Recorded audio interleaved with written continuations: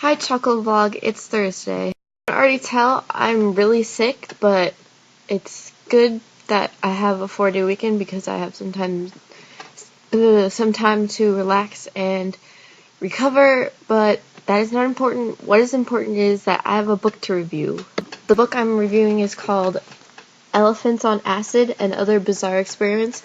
What it really is a whole book of experiments that were really weird. My AP Psych teacher was talking about this, and I was like, oh, that's cool, I want to go out and get it, but, by go out and get it, I mean go online and purchase it. I think it'd just be easier if I read you a story instead of reviewing it, because it's kind of hard to review something that has like 5,000 stories in it. So I'm going to read you a little bit of a story called Severed Heads in Abbreviated History. What it's mainly about is this guy named Dr. Jean-Baptiste Vincent Laborde, who did a study on whether a decapitated head could still live after it's been decapitated. So here's a little bit of an interesting thing about someone who conducted an experiment on this with a dog. Around the same time, one of Laborde's colleagues, Paul Loy, attempted to settle the debate of post-guillotine consciousness by erecting a guillotine in the offices of the Sorbonne and using it to decapitate hundreds of dogs.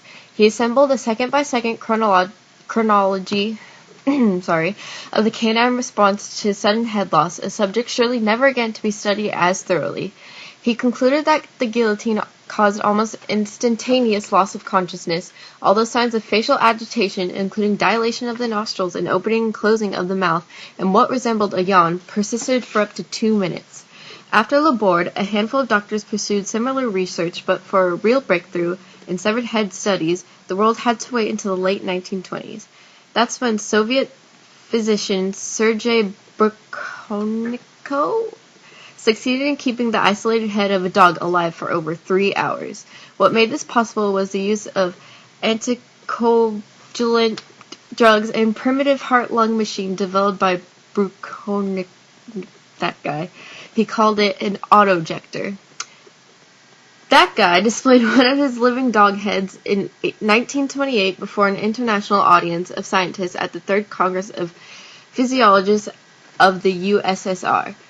As part of the demonstration, he showed that the severed head reacted to a variety of stimuli. It flinched at loud noises such as a hammer banging on the table beside it. The pupils contracted when light was shown in them.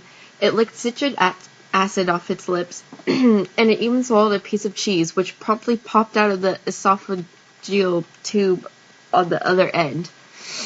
And here's a picture.